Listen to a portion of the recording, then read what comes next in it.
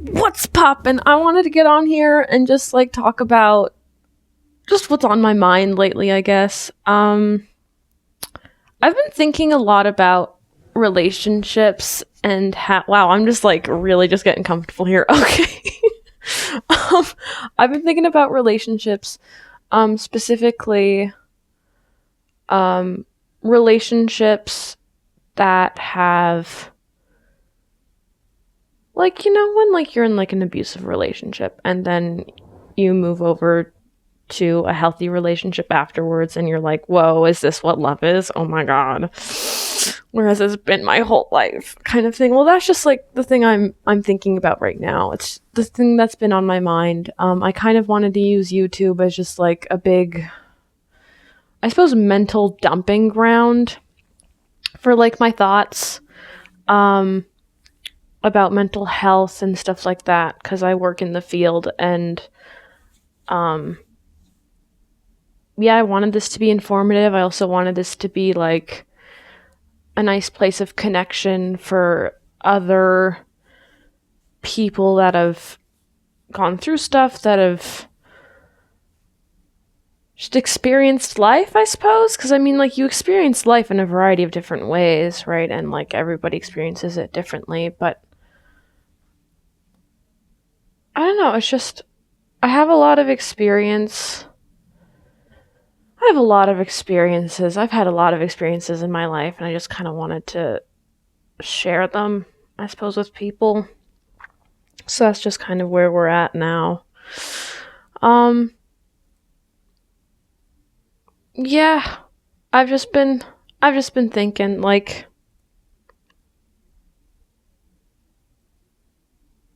I think, you know what I think? When you move from, and by the way, like, this is all just my opinion, like, and to my knowledge at the moment, this is just kind of like where I've landed mentally about this.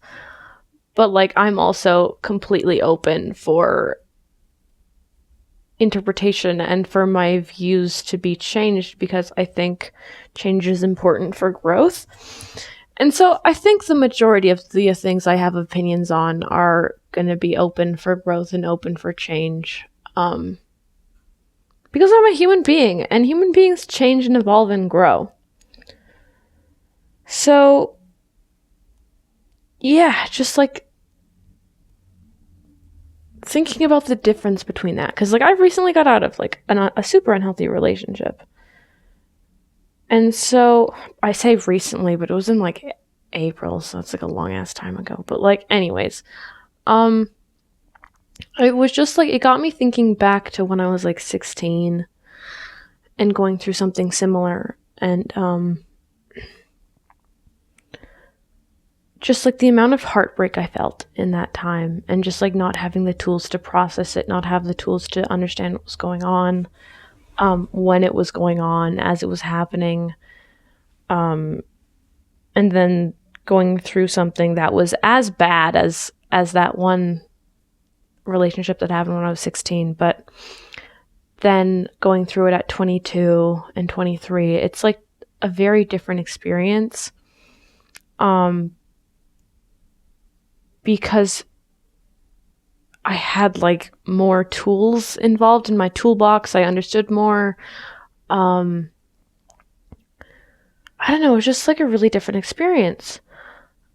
And I felt like I had more, not necessarily control over the situation, but I felt like I was much more well equipped to manage it, mentally and emotionally speaking, than I was when I was like 16. Because when you're 16, you're kind of dumb and you don't know what red flags are. And I think toxic relationships are really important to be able to learn what red flags are later on in life. Because I mean, like, without the knowledge about what red flags are, how are you supposed to like later protect yourself? Like, you sometimes you need to fall in order to rise, and sometimes you need to have those like big learning experiences that crush your soul and crush your heart, to be able to move forward in life. Because, like, it doesn't necessarily build character, but it does help you grow in a lot of ways. And I think that's like the only positive aspect of an abusive relationship, is that it provides a lot of lessons to learn from. I know that, like, I definitely appreciate the lessons I learned from that relationship when I was 16. I don't appreciate the pain or the trauma, but I really appreciate the lessons because I learned like a lot there. And then after that relationship when I was 16, I had this very, very loving and kind and amazing relationship. And it was so healing. And so I kind of wanted to talk a little bit more about healing relationships after the toxic and abusive ones, like the ones where you can feel free after being so lost and bogged down and unappreciated and unsafe, and then all of a sudden you experience freedom for the first time in your life, and you're just like, wow, so this is what love is. And you finally feel like you have like a sense of freedom. Those are very, very crucial relationships, because they teach you that even after being hurt for so long, and even after being treated like you were nothing, that you're still worth something. And that is a very important thing to recognize and know when you've been abused and when you've been mistreated for so long, is that you're still worth something after that experience. You're still deserving of love. You're still deserving of good things. You're still worthy of kindness. You're still deserving of respect. And then you learn like healthiness. But then there's also just this nervous system reset that has to happen. So then sometimes like you still carry those same patterns and fears from the toxic relationship into the healthy one. And then when that happens, sometimes you can get into your head and be like, oh my God, like I feel like I don't really deserve this anymore. Or like, I feel like this isn't for me, or I feel like I shouldn't have this. Because you were led to believe that you weren't worthy or deserving of any of that stuff because of the person's like manipulation and abuse. But I mean, like, the abusive person, like if you are in this position, I'm assuming if you're watching this video, it's because you're in this position right now where, or maybe even like you are in a toxic relationship and you're trying to leave, or like you have been in one and you're like, I don't know what to do with myself afterwards. Either way, like, you need to know that whatever abuse you faced was not an accurate representation of what you're worthy of, what you're not worthy of. It wasn't an accurate representation of your worth. It was not an accurate representation of who you are and who you were in that relationship, who you had to be in that relationship. I'm going to correct that. Who you had to be in that relationship is not an accurate representation of who you know yourself to be. Because when you are in those situations with abusive and toxic partners, you have to put yourself into a position to protect yourself. And sometimes that means being an asshole when you're naturally not an asshole. And so I think learning what your red flags are in your relationships is like a super important thing to be able to recognize. Because when you go like, oh, okay, so I'm starting to be toxic, I'm starting to be an asshole, that should be your sign to be like, yeah, this is maybe I should leave, you know? Because nobody deserves to be treated like they're nothing. Nobody deserves to be treated like you're stuck to the bottom of somebody's shoe. And you deserve respect and kindness. And I think having those healing relationships or correction. Oh, my therapist mentioned the word, but I forget the word. It's like the relationships that correct the course. Nope. Is it a correctionary relationship? Let's call it a correctionary relationship. Correctionary relationships are so incredibly important. Because they provide you that freedom after being in wow, I can't talk today. After being in an environment where you had no freedom.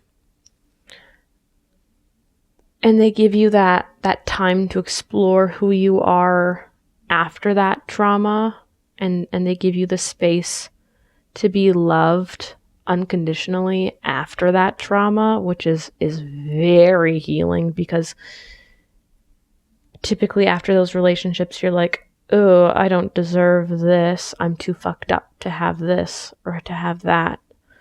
But then like the loving relationships come in and then they prove you wrong. And I think it's very important to have relationships in your life that prove you wrong sometimes.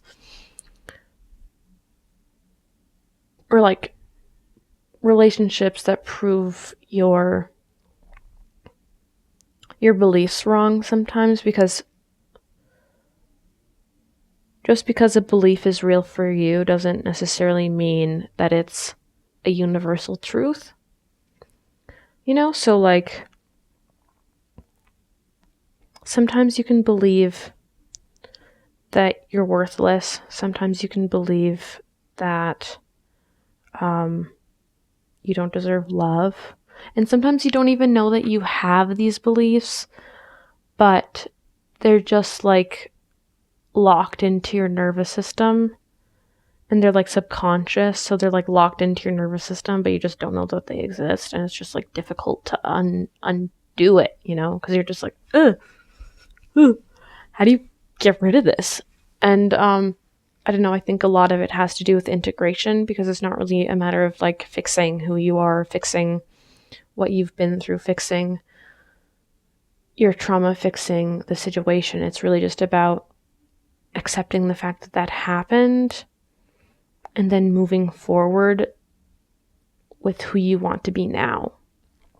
And it's hard to do that, because when big traumas like that happen, like it doesn't just change the way you approach life, it changes who you are inside. Like it changes the kind of person you are, which is what PTSD does. It changes, like there's a version of you that existed before the trauma, and then there's a version of you that existed after, that exists afterwards. And so like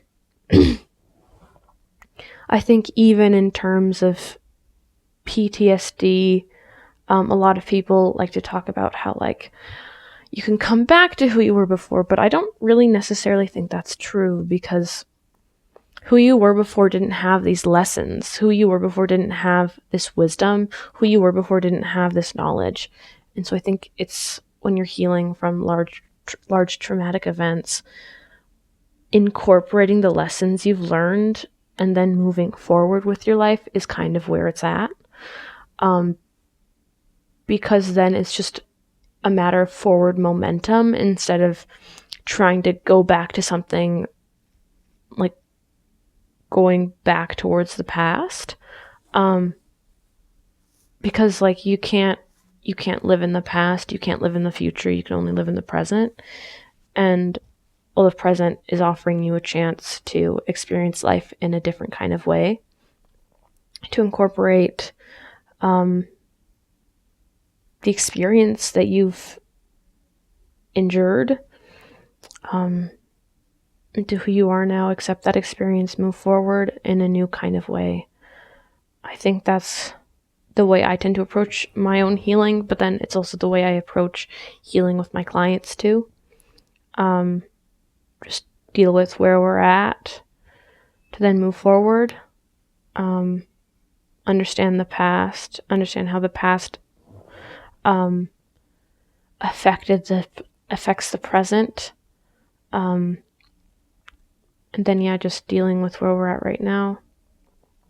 I work, this is the promotional portion of this video. I work with humans and I work with animals to heal trauma. With animals, I focus mainly on nervous system dysregulation, trauma, and reactivity. And then with humans, I mainly work with, I focus a lot on men's mental health.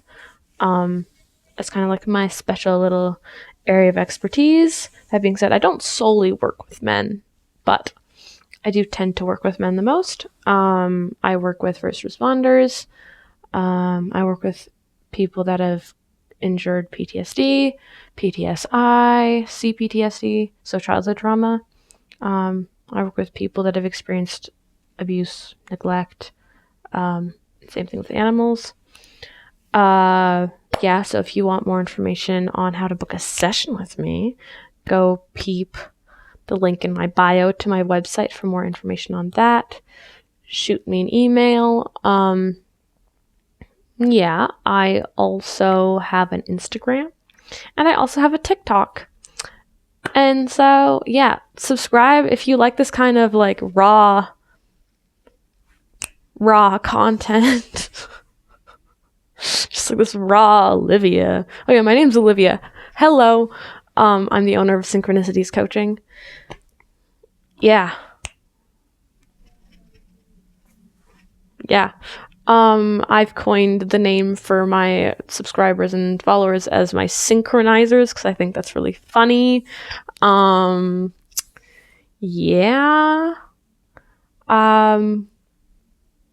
TikTok, Instagram, YouTube, drop a little subscribe, hit that button, hit that like button, hit that subscribe button, drop a comment in the comment section, share this video to people you love, you hate, just whomstever you like. If you like what you got, what this is, just drop a subscribe. Anyways, that's a lot of finger guns. I'm gay, but I'm not that gay. That is a bisexual joke because bisexual people do finger guns a lot, apparently. Or that was just a thing that happened at my art school a lot. Anyways, goodbye. I'm going to stop the video now.